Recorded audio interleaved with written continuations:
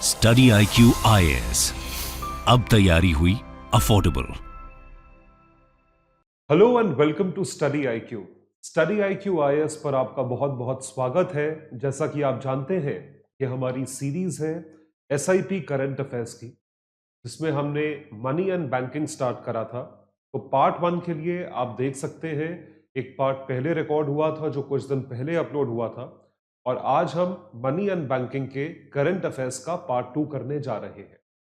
उससे पहले मैं आपको यह बता दूं that study IQ IAS has come up with its republic day sale, और इस रिपब्लिक डे सेल के तहत जो हमारे SIP प्लस के बैचेस हैं वो एक्स्ट्रा डिस्काउंट पर अवेलेबल है। SIP प्लस वो हमारा कंप्लीट बैच है जो कि आपको सारे कॉन्सेप्ट्स प्रीलिम्स 2023 के लिए रिवाइज करवाएगा।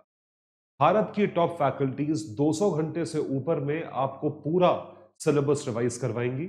इसका रिवीजन जो है बहुत रोबस्ट होगा। इसी के साथ साथ comprehensive test series, full length test और सेक्शनल टेस्ट भी आपको दिए जाएंगे।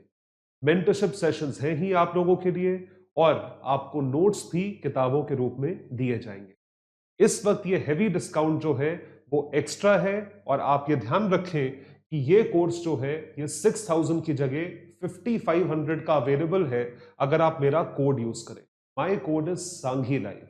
ये SIP प्लस बैच जो है वो स्टार्ट होने वाला है 27 जनवरी को दोपहर 3 बजे। तो जरूर सब्सक्राइब करें और मुझसे जुड़े मेरे टेलीग्राम हैंडल पर Ayush Sanghi's IAS academy to get very good value added content for the preparation। Value added content के लिए प्रिपरेशन को मेरे साथ यहां पर जुड़े। अन्य सोशल मीडिया हैंडल्स पर भी आप मुझसे जुड़ सकते हैं। So please stay connected, keep preparing and work hard. Start करते हैं मनी बैंकिंग से। इसमें पहली जो न्यूज है वो है पेमेंट्स विजन को देखते हुए। पेमेंट्स विजन, हम किस तरीके से क्या विजन देखते हैं पेमेंट्स का। तो पेमेंट्स का जो विजन देखा जाता है, या पेमेंट करने का जो विजन देखा जाता है, उसमें बेसिकली हमें देखना है वो कितना स्मूथ है। How smooth is it has to be smooth. Alright, तो ये स्मूथनेस कैसे आएगी? स्मूथनेस आएगी through 4 E's। I repeat, through 4 E's। तो इन E's को कैसे बोला गया है कि सबसे पहले पेमेंट को स्मूथ बनाने के लिए इलेक्ट्रॉनिक किया गया है, इलेक्ट्रॉनिक पेमेंट और ई पेमेंट। सो ई पेमेंट को कितना इफेक्टिवली, देखिए बाकी के 3 E's, everyone, everywhere, every time, हर जगह, सबके लिए और हर वक्त जो है हम अवेलेबल है। एवरीवन, एवरीवेयर, एवरी टाइम ई पेमेंट जो है वो हो सके, ये पेमेंट का विजन देखा गया है। और क्योंकि पेमेंट है, पैसा इन्वॉल्व है, तो इसको सिक्योर भी होना पड़ेगा, क्योंकि भाई पैसा जा रहा है, जब तक सिक्योर नहीं होगा, अगर मेरे पैसों को कोई इनसिक्योरिटी है तो मैं क्यों भेजूंगा। It has to be secure, system has to be reliable, it has to be trustworthy, भरोसेमंद होना चाहिए। तो convenient, fast, secure, safe, accessible, affordable e payment option, ये सारे के सारे ऑप्शन देने पड़ेंगे ई पेमेंट के पेमेंट विजन 2025। तो आइए देखते हैं कि इसको किस तरीके से अचीव करा जाए। पेमेंट विजन में हम ये 4 E's अचीव करने के लिए क्या कर रहे हैं, व्हाट आर वी डूइंग। तो ये सारे के सारे फीचर्स आपको प्रीलिम्स के लिए ध्यान रखने हैं, और 4 E's का भी फुल फॉर्म आपको याद रखना है। सबसे पहले इसके लिए डिजिटल करेंसी CBDC को पूरी तरीके से फ्रेमवर्क में लेकर आना है, जो कि वो भाई ऑब्वियसली वो RBI द्वारा लॉन्च करी गई डिजिटल करेंसी है, तो वो फ्रेमवर्क में तो है ही। उसको फ्रेमवर्क में कैसे परफॉर्म करना है ये बताने वाली बात है पेमेंट्स विजन में, for regulation of all significant intermediaries. उसके बाद है कि digital payment protection fund, highly important. Digital payment में यदि किसी तरह का फ्रॉड हो, किसी तरीके से आप पैसों को लूज करें, तो वो पैसा किस तरीके से हमारे लिए रीइंबर्स होता है, उसके लिए एक प्रोटेक्शन फंड है अगर किसी के साथ ऐसा हादसा हो जाता है तो। उसके साथ साथ geo tagging of digital payment infrastructure, digital payment infrastructure की हमें ट्रेल मिले। देखिए इलेक्ट्रॉनिक में किसी भी तरीके से हमारी, किसी की भी, मतलब एक ट्रेल का मतलब होता है हमें पता होता है कि कहां से पैसा आ रहा है, throughout we know from where the money is coming. और ये ट्रेल ई में पता होता है, इलेक्ट्रॉनिक में पता होता है, क्योंकि वो सी चीजें बैंक अकाउंट से लिंक्ड होती हैं या वॉलेट में कहीं रिफ्लेक्ट करेंगी, कहीं ना कहीं तो होंगी। तो जियो टैगिंग, ज्योग्राफिक टैगिंग, जिस तरीके से आप लोगों को, इंसानों को टैग करते हो, जगहों को टैग करते हो, उसी तरीके से पेमेंट्स को भी टैग कर सकते हो, कहां से कहां पेमेंट जाती है। ये भी एक तरीके का एफिशिएंट सिस्टम है। उसके बाद यूपीआई से आप सिस्टम्स को लिंक करें, जैसे यूपीआई से बैंक अकाउंट लिंक्ड होते हैं। वन नेशन वन ग्रिड में आप चेक ट्रंकेशन सिस्टम को लेके आए, CTS, real time reporting of payment frauds. जितने भी पेमेंट फ्रॉड्स हुए हैं, पे करने के पीछे फ्रॉड्स हुए हैं, रियल टाइम रिपोर्टिंग उस पर होती रहे। ये चीज बहुत जरूरी है। ये आप ये समझ के चले, क्योंकि देखिए ये चीज क्रेडिट कार्ड में होती है। क्रेडिट कार्ड फ्रॉड में यदि आपका पिन गलत नोट किया गया हो या पिन गलत एंटर किया गया हो, कार्ड चोरी हो गया, पिन या ओटीपी आपके उस पे आता है या गलत पिन एंटर किया जाता है, तो इमीडिएटली हमारे फोन पे मैसेज आ जाता है। अगर कहीं पे कार्ड डिटेल्स एंटर करी जा रही है क्योंकि कार्ड चोरी हो गया लेकिन ओटीपी आपके फोन पे आया, तो आपको इंस्टेंट अलर्ट आ जाएगा। तो क्रेडिट कार्ड में ये चीज ऑलरेडी है। तो इसी तरीके से हमें हर एक सिस्टम में वो चीज करनी पड़ेगी। जैसे कि अब सब कुछ स्मार्टफोन इनेबल्ड होता है, तो क्योंकि स्मार्टफोन इनेबल्ड होता है तो वो चीजें स्मार्टफोन चोरी होने पे हम कैसे देखें या कैसे करें। तो ये सारे के सारे फीचर्स जो है ये हमें 4 E's को अचीव करने में मदद करते हैं। They help us in achieving 4 E's। इसके बाद UPI light, unified payment interface light, UPI light. UPI तो आप जानते ही हो, यूपीआई हमने करा है और हमने पिछले लेक्चर में डिस्कस भी करा था। यूपीआई लाइट यूपीआई का ही एक एक्सटेंडेड फॉर्म है, बट छोटी वैल्यू ट्रांजैक्शंस के लिए, जैसे कि 200 रुपए, 2000 रुपए, छोटी वैल्यू ट्रांजैक्शंस के लिए यूपीआई लाइट होता है। 200 रुपए की ट्रांजैक्शन लिमिट है और वॉलेट लिमिट जो है वो 2000 रुपए की है। This is something that has been done. तो यहां पर पिन रिक्वायर नहीं होता क्योंकि 200 रुपए तक की ट्रांजैक्शन लिमिट है। ऑन डिवाइस वॉलेट मतलब स्मार्टफोन पे वॉलेट है, functionality for smaller offline transactions, और इसी के लिए इसका नाम लाइट रखा गया है, because this focuses on low value transactions. तो इसके फीचर्स क्या है? User can enable UPI light called on device wallet. जैसे ही एनेबल हो आप इसे लिमिटेड तरीके से जो है उसको ऑपरेट कर सकते हो, उसके थ्रू पे कर सकते हो। Once enabled users can allocate funds, users funds को allocate कर सकते हैं। Adding funds only in online mode, सिर्फ ऑनलाइन मोड में पैसा आप ऐड कर सकते हो विद एडिशनल ऑथेंटिकेशन और ऑटो पे, जहां पे ऑथेंटिकेशन एडिशनल हो और ऑटोमेटिक पेमेंट होती रहे। ये सारी चीजें, ये सब फीचर्स हैं यूपीआई लाइट के। तो it's partially offline mode with debit offline and credit online features. आने वाले टाइम में ये पूरी तरीके से ऑफलाइन हो जाएगा। ऑफलाइन ऑनलाइन का मतलब ये है कि आपको इसको बार बार, क्योंकि इंस्टेंटली आप 4G से कनेक्टेड हो, और अगर आप 4G से कनेक्टेड नहीं हो तो यूपीआई चलेगा नहीं या कोई भी वॉलेट सिस्टम नहीं चलेगा। इसको ऑफलाइन इनेबल्ड बनाने की कोशिश कर रहे हैं, पूरी तरीके से ऑफलाइन इनेबल्ड बनाने की कोशिश कर रहे हैं। तभी पिन की भी रिक्वायरमेंट नहीं है, क्योंकि पिन आपको अगर ऑनलाइन हो या अगर आपको पिन डालना है तो ऑनलाइन होना पड़ेगा, सिंपल सी बात है। तो ये चीज यहां पे करनी पड़ती है। This is something which is done in this particular place over here, right. तो ध्यान रखें है यूपीआई और यूपीआई लाइट। लाइट जो है वो छोटे ट्रांजैक्शन वैल्यू का गेम है। फिर आते हैं बीएनपीएल कार्ड्स। ये बड़ा इंटरेस्टिंग कॉन्सेप्ट है, buy now pay later. I repeat, buy now pay later cards. अब आप सोच के देखिए, आप किराने की दुकान पे जाइए, अभी खरीद लीजिए, लेकिन पैसे बाद में दीजिएगा। उधार जैसे हम फोन पे मांगते हैं वही चीज है, लेकिन ये bye now pay letter card है जो कि हमें ये एग्रीगेटर्स या ये जो जितने पे वाले हैं ऑनलाइन वॉलेट्स, ये हमें देते हैं। This is not given to us by the banks, ये बैंक्स नहीं देते, ये एनबीएफसीज देते हैं। तो buy now pay later cards, ये it enables people to buy goods and pay for it later, क्या बाद में पैसे दे। It pays the merchant and allows you to repay the loan in future with little or no interest in lump sum or EMI। आप EMI में payment दे सकते हैं, up to 36 months payment दे सकते हैं। बाय नाउ पे लेटर में merchant allows you to repay the loan, आप लोन रीपे कर सकते हो। This is something which is given. About BNPL cards, ये फिनटेक कंपनीज, जैसे आपने फोन पे, स्लाइस, यूएनआई, ये कंपनीज हैं या एनबीएफसीज हैं, ये इशू कर रहे हैं।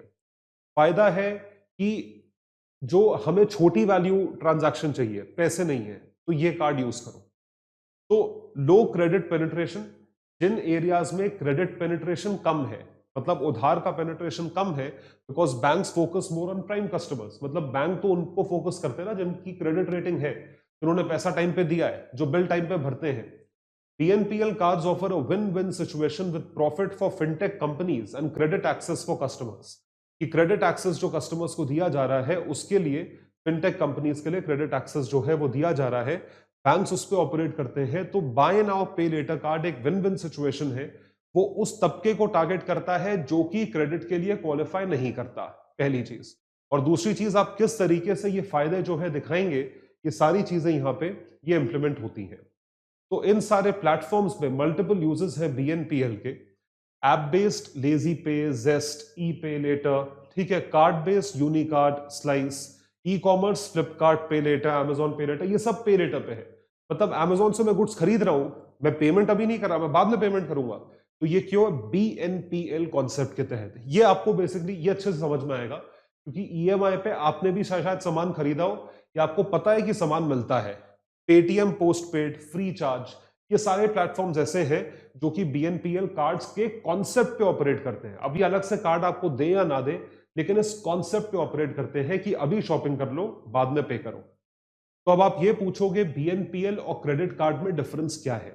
What is the difference between BNPL and credit card? तो देखें डिफरेंस क्या है, what is the difference. BNPL card जो है वो बैंक्स इशू नहीं करते, क्रेडिट कार्ड बैंक्स इशू करते हैं। BNPL is issued by NBFCs और फिनटेक कंपनीज। ये कस्टमर्स को इशू होते हैं जिनकी क्रेडिट हिस्ट्री है, जिसने कभी रीपे नहीं करा है, जिसके बैंक अकाउंट में कभी पैसा ही नहीं रहा एक पर्टिकुलर लिमिट से ऊपर, उसको नहीं दिया जाता। इनको दिया जाता है, इनको ही दिया जाता है कार्ड। और अगर नहीं है हिस्ट्री तो उसको भी BNPL कार्ड दिया जाता है। यहां पे BNPL कार्ड में आपको इंस्टेंट अप्रूवल मिल जाता है। आपने अप्लाई करा, आपको इंस्टेंटली मिल गया, कोई चक्कर नहीं है इसमें ज्यादा। यहां पे क्रेडिट कार्ड देने से पहले आपकी हिस्ट्री स्टडी करी जाती है। क्रेडिट लिमिट यहाँ पे बहुत ज्यादा है, यहाँ पे बहुत कम है, जाहिर सी बात है। ज्यादा क्रेडिट लिमिट पे आपको बाय नाउ पे लेटर का नहीं मिलेगा जहां पे आपकी हिस्ट्री नहीं है। उसके बाद कन्वर्जन इनटू EMIs यहाँ पे आप कर सकते हो, यहाँ भी कर सकते हो, जो रेंज करती है 3 महीने से 36 महीने की क्रेडिट कार्ड में।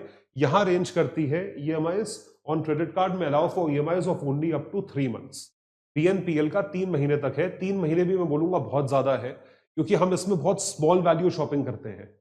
इसकी EMI को एक्सटेंड करा जा सकता है लेकिन फिर वो BNPL पे नहीं होगा, फिर वो आपके नॉर्मल क्रेडिट कार्ड पे होगा। अगर आप 3 साल के EMI पे कुछ खरीद रहे हैं तो वो उतना लंबा होगा। इट इज वाइडली एक्सेप्टेड, ये लिमिटेड एक्सेप्टेंस है। इसकी एक्सेप्टेंस लिमिट डेफिनेटली बहुत बड़े एक्सटेंड तक बढ़ सकती है, ये चीज इंक्रीज होने की संभावना है। Difference between credit card and BNPL, ये चीज है, इसको आप ध्यान रखिएगा। उसके बाद आते हैं IC15, ठीक है। ये बड़ा इंटरेस्टिंग है। आपको सिंपल सी एक भाषा में अगर मैं समझाऊं, क्रिप्टो के एक्सचेंजेस होते हैं, क्रिप्टो के एक्सचेंजेस होते हैं ना, जैसे स्टॉक एक्सचेंज होता है, Sensex sensitivity index is an index of stock market, right. Bombay stock exchange is an exchange जिसमें एक इंडेक्स होता है। National stock exchange is an exchange जिसमें निफ्टी होता है। उसी तरीके से क्रिप्टो का जो पहला भारत का एक्सचेंज है उसका नाम है IC15। So CryptoWire, super app CryptoWire launched India's first index of crypto। Bharat का पहला क्रिप्टो का इंडेक्स जो है वो है IC15 that measures performance of the 15 most widely traded cryptocurrencies like Bitcoin, Ethereum, Binance, Dogecoin, Shiba Inu। ये सारे coins आते हैं लेकिन एक्सचेंज भारत का है क्योंकि भारत के एक्सचेंज में भी ये कॉइन्स लिस्टेड है क्योंकि आप भारतीय भी ट्रेड करते हैं इसमें। CryptoWire, a super app that provides users with real time prices and insight। देखिए कोई भी भाई देखो ये सारे वही है ना एप्स, वजीर एक्स हो गया, बाइनेंस हो गया, ये सब आपको ये चीजें प्रोवाइड करते हैं, वही CryptoWire भी करता है क्योंकि है तो वही। लेकिन इसने जो एक्सचेंज लॉन्च करा है उसकी बात हो रही है, that is IC15। It can be used to create index linked products such as index funds, exchange traded funds for the crypto currencies. ये इसकी सिग्निफिकेंस है। This is the significance of crypto currency. तो crypto currency को news में इसलिए रखा गया, या सुर्खियों में इसलिए बना हुआ है क्योंकि RBI का यह कहना है इसे रेगुलेट किया जाए। और उन्होंने इनडायरेक्टली रेगुलेट कर दिया डिजिटल करेंसी को, रादर देन सेइंग हम क्रिप्टो को रेगुलेट कर रहे हैं, ये बोल दिया कि हम डिजिटल करेंसी को रेगुलेट करते हैं। Central African republic second country after El Salvador to adopt bitcoin as legal tender. उन्होंने बिटकॉइन को लीगल टेंडर की तरह अडॉप्ट कर लिया है। Advantage of crypto currencies, cheaper and faster money transfers. देखिए, क्रिप्टो करेंसी जो है, आप ये ध्यान रख के चले, मैं आपको बताता हूं कैसे मनी ट्रांसफर होता है इसमें। मान लीजिए मैंने अपना अकाउंट खोला, एक एक्सचेंज पे एक अकाउंट खोला मैंने क्रिप्टो वायर पे, और उसमें जो भी मैं क्रिप्टो खरीदता हूं वो मेरे उस अकाउंट में क्रेडिट हो जाते हैं। और आपने एक अकाउंट खोला सेम उसमें, ठीक है, सेम एक्सचेंज में आपने अकाउंट खोला, मुझे आपको पैसे देने हैं, तो मैंने अपने अकाउंट से उतने का क्रिप्टो आपके अकाउंट में ट्रांसफर कर दिया। अब आप वो बेचोगे तो आपके अकाउंट में पैसा आ जाएगा। समझ में आ रहा है?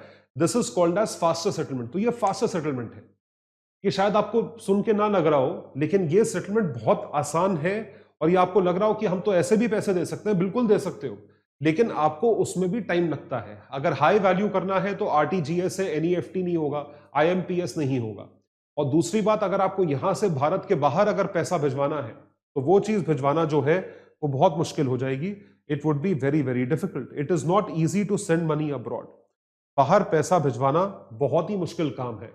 मेरे भाई को अगर जर्मनी से हिंदुस्तान पैसा भिजवाना है तो it is an extremely difficult task beyond a certain limit. तो उस वजह से क्रिप्टो के माध्यम से पैसा भिजवाना दूसरे को एक आसान प्रोसेस है। Cheaper and faster money transfers, secure online payments without use of third party. आप ऑनलाइन पेमेंट्स को सिक्योर करते हो। Blockchain technology ensures anonymity. Anonymity आप इंश्योर करते हैं। एनोनिमिटी का मतलब क्या है कि क्योंकि देखिए, आपको डिसेंट्रलाइज्ड टेक्नोलॉजी है, हमें पता ही नहीं कौन कर रहा है। Decentralised systems do not collapse at a single point. Single point पे कोलैप्स नहीं करते। Great investment in times of inflation. और इन्फ्लेशन के टाइम पे एक अच्छा इन्वेस्टमेंट है कि भाई इन्फ्लेशन बहुत ज्यादा है, तो मैं पैसों को बैंक अकाउंट में एफडी में रखूं, या मैं तो एफडी में भी मेरा पैसा तो डिप्रिशिएट हो रहा है, वर्सेस मैं क्रिप्टो खरीद के डाल देता हूं, क्रिप्टो अप्रिशिएट कर जाएगा 10x 100x, उल्टी सीधी वैल्यूएशन पे क्रिप्टो करेंसी चलती है। So these are the advantages. लेकिन डिसएडवांटेज ये है कि जब क्रिप्टो मार्केट क्रैश करेगा तो आप जो है तीसरे माले से नीचे गिरोगे, और वो भी धम से गिरोगे। आपकी नाक फूट जाएगी, आपके दांत टूट जाएंगे कि ये मेरे साथ हुआ क्या, क्योंकि आपने एक लालच में सोच के क्रिप्टो लिया था कि ये चीज हो जाएगी। और देखिए, साफ बात है कहने की, जो इंसान क्रिप्टो के थ्रू पैसा बनाने के बारे में सोच रहा है वो है तो लालची। इनफैक्ट जो इंसान आज की डेट में पैसों को मल्टीप्लाई करने के बारे में सोच रहा है वो लालची ही कहलाएगा। इसमें कोई बुरा मानने वाली बात नहीं है। मैं भी वैसे ही हो सकता हूं, आप भी वैसे ही हो सकते हो, कोई भी वैसे ही हो सकता है, और उसमें कोई गलत बात नहीं है। तो अगर इसमें कोई गलत बात नहीं है तो उस चीज का परिणाम भुगतने के लिए आप और हम तैयार हो। यदि हमने क्रिप्टो में पैसा डाला है तो वो चीज अगर क्रैश करती है तो उसके consequences we have to face the music. तो प्राइस वॉलेटिलिटी ये सबसे बड़ी चीज है। इससे जो है बहुत सारी चीजें डिस्टर्ब हो सकती हैं। हाई एनर्जी कंजम्पशन माइनिंग की लगती है। मैंने क्रिप्टो के बारे में एक बहुत डिटेल्ड वीडियो बनाया था, उसमें मैंने समझाया था कि कितनी एनर्जी कंजम्पशन लगती है। इंडस्ट्रीज इंक्लूडिंग फाइनेंस लॉ, ये डिसरप्ट हो सकता है क्योंकि हम बैंकिंग सिस्टम को यूज ही नहीं करेंगे। Anonymity can be used for money laundering, terrorist financing. ये बहुत बड़ी प्रॉब्लम है। ये देखिए जेन्युइन प्रॉब्लम है, क्योंकि देखिए पैसों को पहुंचाना या पैसों की ट्रेल पकड़ी जा सकती है, क्रिप्टो की ट्रेल पकड़ना मुश्किल है। तो RBI seeks a ban on crypto currency. इस वजह से आरबीआई जो है बैन देख रहा है। इसको या तो पूरी तरीके से रेगुलेट करो या बैन कर दो। So a ban on crypto fearing destabilising effects, जो कि होने लगे हैं। So crypto currencies are not fiat money. Fiat money, जैसे फियाट मनी का मतलब ये होता है जो पैसा ऑथराइज्ड है सरकार द्वारा, उसको फियाट कहते हैं। Crypto is not fiat money. Value of crypto currency rest solely on the speculation. Speculation का मतलब होता है सट्टेबाजी, कि जो तुमने भाव लगाया बढ़ गया, कम हो गया। Speculation and expectations are not well anchored, leading to lack of stability. Stability तो है ही नहीं। आप क्रिप्टो में आते हो और आप स्टेबिलिटी देख रहे हो, तो आप क्रिप्टो क्यों खरीद रहे हो? स्टेबिलिटी देख रहे हो, एफडी करो, म्यूचुअल फंड करो, रियल एस्टेट करो, गोल्ड करो। क्रिप्टो क्यों कर रहे हो? Crypto is not stable. Crypto is not meant to be stable. By design it is unstable. So ये चीज है। Cardless cash in ATMs. क्या कार्ड हैंडल करना आप लोगों के लिए मुश्किल हो गया है? क्या कार्ड में फ्रॉड ज्यादा होने लगे हैं? तो ठीक है, अब आपके लिए सोल्यूशन ये है कि कार्ड यूज ही मत करो। बिना कार्ड के एटीएम में जाओ, पैसे विड्रॉ कर लो। उसको कहा जा रहा है कार्डलेस विड्रॉल फ्रॉम एटीएम। तो जो भी एक्टिविटीज जिन्हें हम बोलते हैं कार्ड स्किमिंग, की कार्ड की जितनी भी डिटेल्स है निकाल ली, या कार्ड का क्लोन बना लिया और उस तरीके से आपने एटीएम से पैसा निकाल लिया, वो फर्जीपना जो है वो खत्म हो जाएगा। How? By cardless cash withdrawals at ATM. Allow UPI use on phone to withdraw cash from ATMs. It helps prevent frauds like card skimming and it is allowed by all the major banks. तो इससे ये problems जो है ये खत्म होने की संभावना है। आरबीआई इनोवेशन हब, आरबीआई के गवर्नर ने एक इनोवेशन हब बनाया है। इनोवेशन हब का मतलब ये है जहां पर सारी की सारी सुविधाएं इस तरीके से प्रोवाइड हो या इनोवेट हो सके या इजाद हो सके, जहां पर हमें पता चले कि फाइनेंशियल सर्विसेज एंड प्रोडक्ट्स जो लो इनकम पॉपुलेशन के लिए होंगी या जो लो इनकम पॉपुलेशन के लिए है, वो उन तक किस तरीके से पहुंचे। देखिए, पेटीएम सबके लिए है, low income, high income, very high income. अब उसका अवेयरनेस, उसकी नॉलेज सबको होनी चाहिए। तो उस चीज के लिए हमें ये चीज समझना जरूरी है to promote access to financial service. ये एक्सेसिबिलिटी को प्रोवाइड बढ़ाने के लिए innovation hub. Bring world-class innovation to the financial and help financial inclusion. Financial inclusion को help करो। Financial inclusion तब help होगा अगर हर वर्ग का इंसान फाइनेंशियली, आर्थिक तौर पे सबके हमारे साथ जुड़ेगा या पूरी अर्थव्यवस्था में जुड़ेगा। वो तब होगा अगर आप उसे ठीक से कर पाओगे। तो innovation hub is a great way of doing it. तो इनोवेशन हब के थ्रू ये चीज करने की संभावना है। स्वनारी टेक स्प्रिंट प्रोग्राम, स्प्रिंट का मतलब होता है फास्ट रनिंग करते हो, इसके थ्रू ये this is also a part of financial inclusion. जैसे इनोवेशन हब में हम फाइनेंशियली इंक्लूड कर रहे हैं लोअर इनकम ग्रुप को, टेक स्प्रिंट प्रोग्राम में भी हम इंक्लूड कर रहे हैं, बट जेंडर स्पेसिफिक और जेंडर सेंसिटिव इंक्लूजन कर रहे हैं। देखिए, to bridge the gender gap, तो जेंडर मेल फीमेल, इसका गैप यदि ब्रिज करना है तो you advance digital financial inclusion, create and produce smart, creative, sustainable solutions supporting women's advancement. इस चीज को सपोर्ट करा जाए तो इस प्रोग्राम के थ्रू ये चीज सपोर्ट करी जा रही है। Specifically connect fintech, financial service providers, innovators, subject matter experts. You are connecting all of them. Collaborate, ideate and solve specific problems in real time. खास प्रॉब्लम्स जो है वो रियल टाइम में सॉल्व करी जाए, highly important. You have to solve them in real time.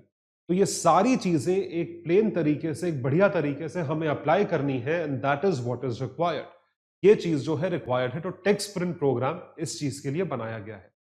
तो financial inclusion के objectives हैं, जैसे बैंक अकाउंट खोलना, Jandhan Yojana, financial inclusion.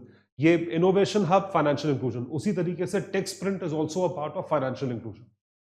Fincluvation, तो फिनक्लूवेशन क्या करता है? फिनटेक स्टार्टअप कम्युनिटी को कोलैबोरेट करता है। तो ये सारे सॉल्यूशंस प्रोवाइड करता है कि how to basically make financial services better and more reachable. Innovate solutions for financial inclusion. Financially आपने सबको इंक्लूड करा, उसके सॉल्यूशंस आपने कितनी इफेक्टिवली बनाए या आपने इंक्लूड करने के सॉल्यूशंस कैसे बनाए, ये चीजें करी जा रही हैं। तो फिनटेक स्टार्टअप कम्युनिटी इसमें बहुत ज्यादा इंस्ट्रूमेंटल है। देखिए, पेटीएम ने हमें क्या आदत डाली, इस चीज का कंट्रीब्यूशन तो हम नहीं भूल सकते। उसी ने आदत डाली कि किस तरीके से हम लोग वॉलेट में पैसा डालने के लिए कंफर्टेबल हो जाए। भाई देखो, ऐसे कोई कहीं पैसा नहीं देता। हम क्रेडिट कार्ड में कंफर्टेबल आज तक नहीं हो पाए। ठीक है, आपके पेरेंट्स शायद क्रेडिट कार्ड ना ओन करते हो, आप कभी पूछेगा या देखिएगा, आप जानते ही होंगे। So to accelerate financial inclusion among the underserved and unserved population, fintech startup community is instrumental. And term fintech, तो ये फिनटेक की डेफिनेशन है, बट इसके तहत इंडियन पोस्ट पेमेंट बोर्ड ने अनाउंस करा लॉन्च ऑफ फिनक्लूवेशन। तो include Fincluvation, financially include, so financially include all of them via the fintech startup community. तो ये चीज करी जा रही है। इसके बाद बारी है डोमेस्टिक सिस्टेमिकली इंपॉर्टेंट बैंक्स की, DSIB, domestic systemically important banks. तो मैं सिंपल अगर एक लाइन में आपको समझाऊं, ये बैंक्स इतने बड़े हैं। ये कौन से बैंक्स होते हैं डीएसआईबी? क्यों एचडीएफसी और इनको डीएसआईबी कहा जाता है? इसलिए कहा जाता है कि यदि ये बैंक्स फेल हुए, if these banks fail, then these banks would actually their failure would fluctuate the GDP of our country, because इन बैंक्स का जो टोटल साइज है वो भारत की या हमारे देश की जीडीपी का 2%, 2% of India GDP is each of these banks. तो जब वो बैंक इतना बड़ा हो जाए in terms of volume, transaction, fund, net worth, NDTL, तो उसको हम क्या बोलते हैं? Too big to fail. अब उसे फेल नहीं होने दे सकते। These lenders enjoy certain advantages in the funding markets, which is true. तो इनको DSIB कहा जाता है in the aftermath of 2008 financial crisis. SBI, ICICI, HDFC, ये सब DSIBs होते हैं. These are DSIBs. So indicators that could be used for the assessment of DSIB: size, bank का साइज कितना बड़ा है, इंटरकनेक्टेडनेस कितना वेल कनेक्टेड है, सब्स्टिट्यूटेबिलिटी, क्या उसको इजीली दूसरे से सब्स्टिट्यूट किया जा सकता है. SBI को नहीं किया जा सकता, HDFC को नहीं किया जा सकता, और वो बैंक ऑब्वियसली कॉम्प्लेक्स है. तो ये सारी की सारी चीजें जो है ये हमें DSIB, domestic systemically important bank के बारे में जो है वो बताती है. They tell about this. RBI's regulatory framework for micro financial loans, microfinance, MFI. MFI के लोन्स या micro finance loans. Micro finance का मतलब होता है लोन्स जो है वो आप छोटे वर्ग के या मध्यम वर्ग के लोगों को दें. Micro finance, you have to provide loans to them. So what are we saying? It's an organization that offers financial services to low income population. These services include micro loans, बहुत छोटे अमाउंट के loans, micro savings and micro insurance. This is MFI. So RBI allowed MFI the freedom to set interest rates they charge borrowers, with the caveat that the rates should not be spurious. Rates जो है वो गलत ना हो, या rates जो है बहुत ज्यादा ना हो, rates level पे हो. क्या बात करी जा रही है? माइक्रो फाइनेंशियल लोन्स की. माइक्रो फाइनेंस, माइक्रो लोन्स, छोटे छोटे छोटे छोटे लोन्स जो हैं वो दिए जा रहे हैं. They are being given, highly important. तो ये चीज जो है करी जा रही है. They revise the definition to say कि indicate a collateral free loan. भाई जाहिर सी बात है, लो इनकम पॉपुलेशन को तुम लोन दे रहे हो और उनसे भी तो कोलैटरल ले लोगे, तो क्या फायदा, कहां से देगा वो collateral? So given to a household having annual income of up to 3 lakh. ये कहां से कोलैटरल, गिरवी क्या रखेगा? Earlier the upper limits were 1.2 lakh for rural borrowers and 2 lakh for urban borrowers. ये थी, अब इसको 3 लाख कर दिया गया है. तो अब पॉइंट ये है कि इन यहां तक के लिए लोन जो है MFI में इंक्लूडेड है, मतलब और ज्यादा पॉपुलेशन इसमें कवर हो जाएगी, जो कि एक अच्छी बात है. Penalty on micro finance loans, there shall be no pre payment penalty on micro finance loans. Payment के पहले प्री पेमेंट पे नहीं होगी, आप पे नहीं करोगे तब पेनल्टी लगेगी. This is something that would be done. तो इसका जो पूरा एक रेगुलेटेड फ्रेमवर्क है वो कैसे हो रहा है, how is it happening? As per the revised norms, regulated entities should put in a place a board approved policy regarding pricing of microfinancial loans, MFI, ceiling on interest rate and all other charges applicable to microfinancial loan. Regulated entities इस तरीके से जो है board approved policy के तहत act करेंगी. Recovery of loans, ये चीज बहुत जरूरी है कि लोन्स आपके रिकवर होने चाहिए, वरना लोन देने वाला कैसा भी इंस्टीट्यूशन हो वो लोन देने से पीछे हटेगा. So RE would have to put in place a mechanism for identification of the borrowers. Borrowers को identify करें facing repayment related difficulties. क्या आप repayment करें related difficulties, engagement with such borrowers, providing them necessary guidance about the recourse available. क्या आप guidance provide करें कि हमारे पास क्या recourse उस चीज का available है यदि हमें payment ना मिले. देखिए, payment मिलना किसी भी लोन के लिए बहुत जरूरी है. It is highly important. If you don't get that, then it would be a problematic thing. Problematic चीज होगी. तो what is, how do you apply the guidelines, मतलब रेगुलेटेड एंटिटी कैसे गाइडलाइंस अप्लाई करेगी? सिंपल है, all commercial banks including SFBs etcetera, ये सब excluding payment banks, वो ये गाइडलाइंस को फॉलो करेंगे MFIs को लोन प्रोवाइड करने के लिए. बेसिकली सारे ही बैंक्स हो गए. NBFCs वो भी अप्लाई करेंगे, ऑल प्राइमरी कोऑपरेटिव बैंक्स वो भी इसे अप्लाई करेंगे. They would also apply for the same. ये चीज यहां पे करी जा रही है. इंटरेस्ट फ्री बैंकिंग, आपने इस्लामिक बैंकिंग का नाम सुना है कभी? Have you heard of Islamic banking? तो आपने इस्लामिक बैंकिंग के बारे में जरूर सुना होगा. वो बैंकिंग ऐसी है जहां पे लोन लेकर आप बिना इंटरेस्ट के लोन को रीपे करते हो. रीगा में होता है और पाकिस्तान बहुत जल्द इसे अडॉप्ट करने वाला है. तो interest free banking, Islamic banking कहते हैं, refers to a number of banking operations which avoid interest. रीबा is the Islamic term for interest charges on loans covering all interest and not just excessive interest. कोई भी interest नहीं पे करना है. This is something which is mentioned according to their followings, कि अपने हिसाब से जो फॉलोइंग्स है वो किया जाता है. तो ये जो है बैंकिंग एक्टिविटी जो शरिया लॉ के तहत चलती है, under Islamic banking money can only be kept in a bank without interest and cannot be used for speculative trading, gambling, trading in prohibited commodities such as alcohol or pork. यहां नहीं use करोगे. Instruments in Islamic banking, इजारा, मुराबाहा, ठीक है, मुशरका, इसके बारे में मैंने एक बहुत डिटेल्ड वीडियो बनाया था जो आप देख सकते हैं, तो इस्लामिक बैंकिंग को लेकर था। तो रघुराम राजन कमेटी ने ये चीज बोली थी कि इंटरेस्ट फ्री बैंकिंग भारत में होनी चाहिए, तो इसमें फिर इंटरेस्ट आपको मिलेगा भी नहीं, मतलब सेविंग्स या एफडी में आप डालोगे तो वो आपको इंटरेस्ट मिलेगा भी नहीं। By the way, RBI in 2016 had suggested that Islamic banking could be introduced gradually to the openings of Islamic window in conventional banks. ये चीज जो है ये करी जा रही है। स्विफ्ट आप बहुत अच्छे से जानते हैं, ये नीरव मोदी स्कैम जब हुआ था PNB का, तो ये टर्म काफी पॉपुलराइज हुआ था।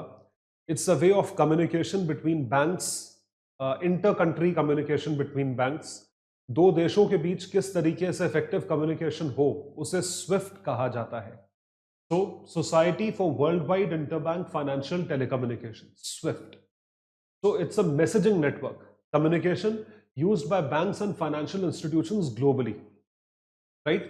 So SWIFT provides services banks plus brokerage institutes and trading houses, security dealers, asset management companies, clearing houses, मतलब ये सारी यही सुविधाएं होती हैं बैंक्स की। और क्या होती है? Depository, exchange, corporate business house, treasury market participants, तो ये सारी सुविधाएं यहाँ पे प्राप्त होती हैं जब हम स्विफ्ट की बात करें। तो वर्किंग कैसे है? Assigning each member institution a unique 8-digit Swift ID. तो आपकी मैसेजिंग ना इंस्टेंट होती है। मान लीजिए आपने कहीं बाहर के बैंक में ट्रांजैक्शन करा है, बाहर की कंट्री में ट्रांजैक्शन करा अपने देसी कार्ड से, तो आपको इंस्टेंटली उसका अपडेट मिल जाएगा। और a bank identification code that identifies not only the bank name but the country, city and branch. Swift is merely a platform that sends messages and does not hold any securities or money. ये सिर्फ एक messaging platform है। Full form देख लीजिए, society for world wide interbank financial telecommunication, Swift, world wide interbank financial telecommunication. What happens if one is excluded from Swift? अगर कोई exclude हो गया स्विफ्ट से, तो अब देखिए ये होना नहीं चाहिए। Foreign funding would take a hit, making it entirely reliant on domestic investors. क्योंकि इंटर बैंक अगर ट्रांजैक्शन होगा तो वो स्विफ्ट से लिंक्ड होना ही पड़ेगा, it has to be linked. A SWIFT ban would make exports and imports from and to Russia almost impossible, and Russia would have to look for alternative means to transfer money. तो SWIFT जो है इस तरीके से effectively जो है वो काम करता है। तो ये था हमारा पार्ट 2 मनी एंड बैंकिंग का। हम कंटिन्यू करेंगे पार्ट 3 के साथ, मनी एंड बैंकिंग उसमें खत्म करेंगे। ध्यान रखें। तो गाइज प्लीज रिमेंबर, 26 जनवरी की सेल चल रही है। All courses are offered at extra heavy discounts. मेरा कोड है Sanghi live. Sanghi live code use करेंगे तो आपको मैक्सिमम डिस्काउंट मिलेगा अपने सारे कोर्सेज पे। जरूर सब्सक्राइब करें। That would be all. Thank you so much everyone. Bye, take care, all the best. Study IQ IAS, अब तैयारी हुई अफोर्डेबल।